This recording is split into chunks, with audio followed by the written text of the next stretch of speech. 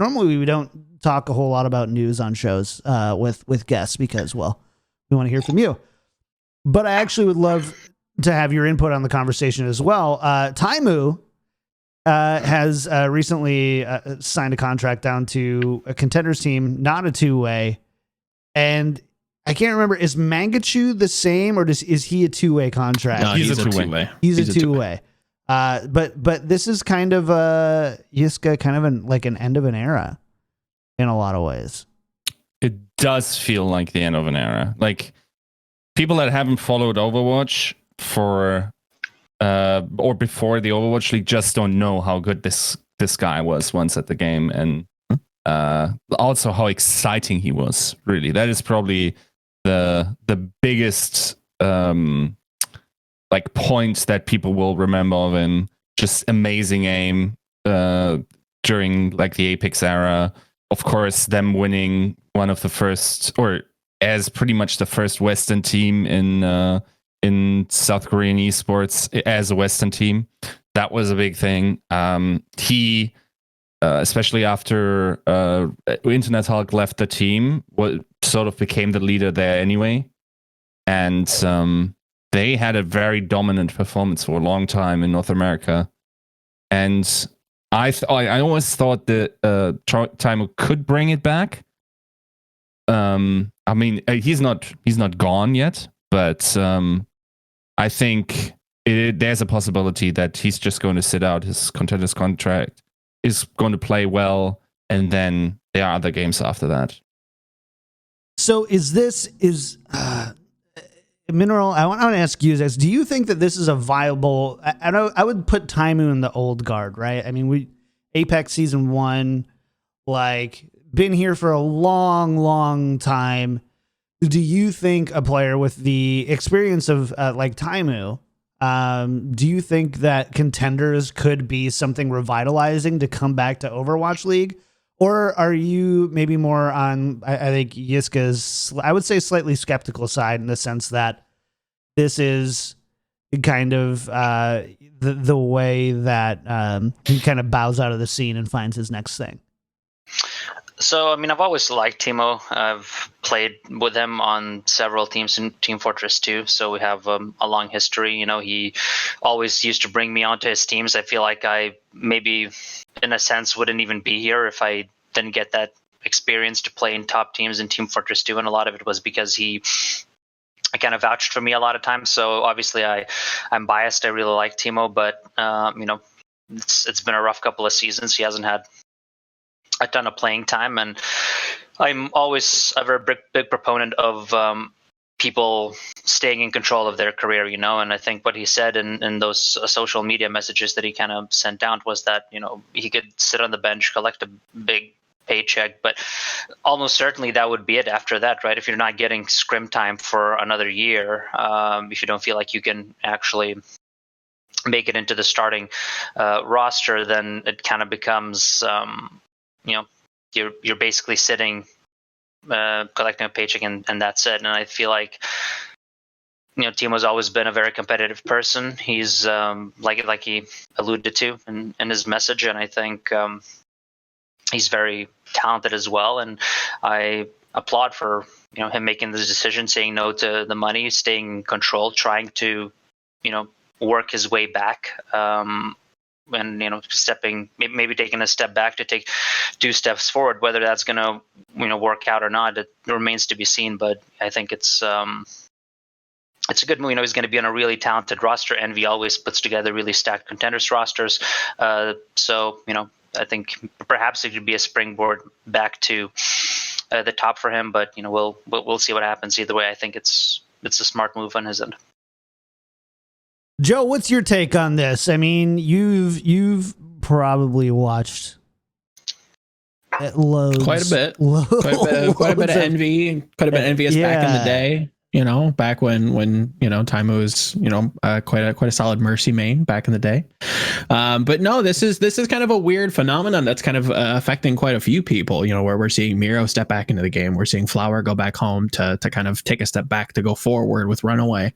I don't know if this is like a an ungraduating class. I don't know exactly who or how I want to frame this, but it's actually kind of interesting to see who's like some of the old guard players that are, taking a step back to, like what Mineral said, launch themselves and propel themselves forward with control in their career. I'm excited to see, to see their one last hurrah. I don't even know if this is like the last effort for these players, but in a way it kind of feels like that. It's like, if this doesn't work, then what else is there? Is there a new game?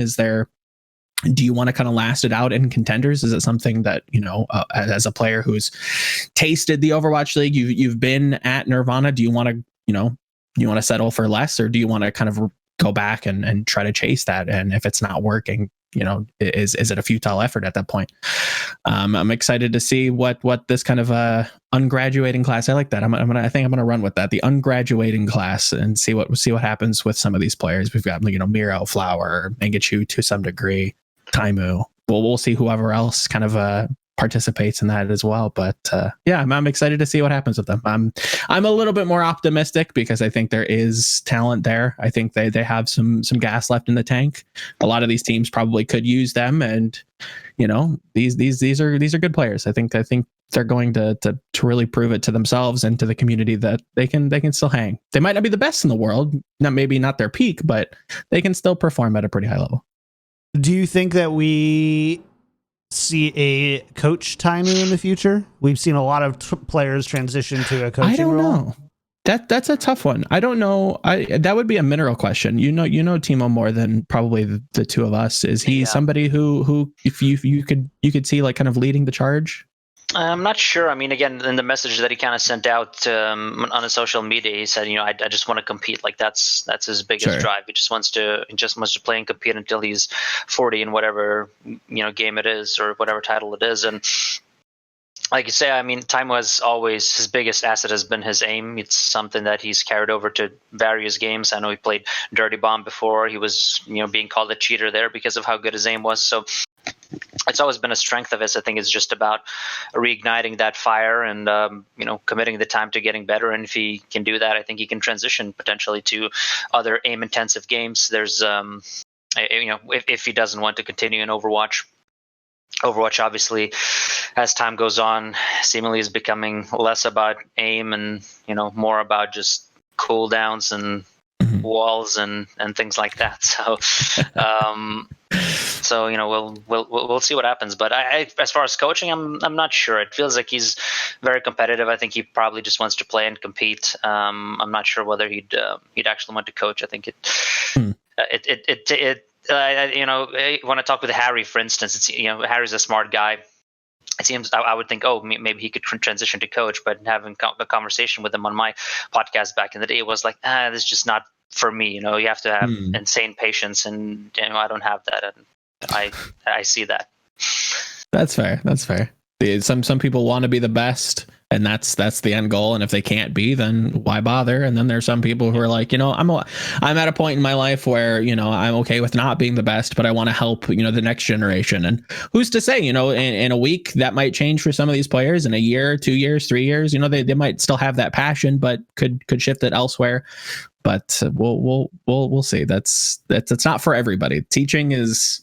And that's basically what it is. I don't know. I mean, Mineral, would you agree? Like coaching in a way is kind of like teaching the game to a player or trying to help them better understand it, right? Would you agree with that? Yeah, I mean, that's part of the job. I think it really depends on what your title is. I think for a head coach, that's fair. Do that, but it's also delegation. It's also making sure you discipline where needed, you praise where needed, and just maintain kind of the overall psychology of the team and keep morale high. I think there's certain skills in terms of that are not.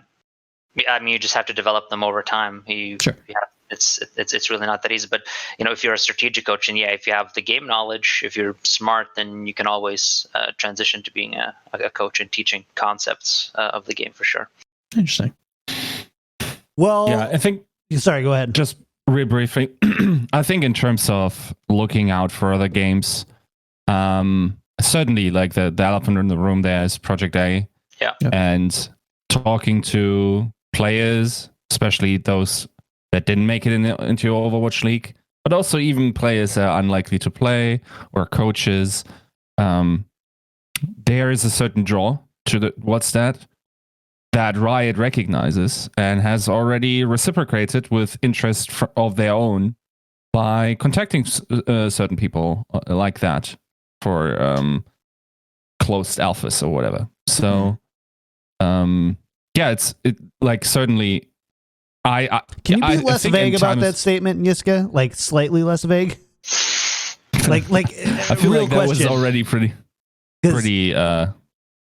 straightforward. Yeah, Riot has reached out to certain staff in the league to look. Okay, cool. Okay. I just want to make sure I was on the same page with that. Okay, got it. Yes, I'm there. Sorry, but like if after a year in Contenders, I assume that's how much longer Taimou's contract is. If he feels like he could still make it in Overwatch, then certainly I think that's a move then to make. I think it's also not impossible that you can start building a career for Project A by the time 2020 or in 2021. Looking forward towards that, right? I don't know. I honestly don't know any release dates or whatever. It's just like how I'm projecting that thing to go. Yeah, I think that sounds probably about right. But I do want to talk to Mineral and start diving into the Uprising. But last thing we'll say on this is Taimou, good luck. Yes. Been here with us for the longest time. Hope you stay with us forever. If not, one of my favorite players too. Yeah. I mean, oh man, I remember watching some of those highlights on the old Apex days.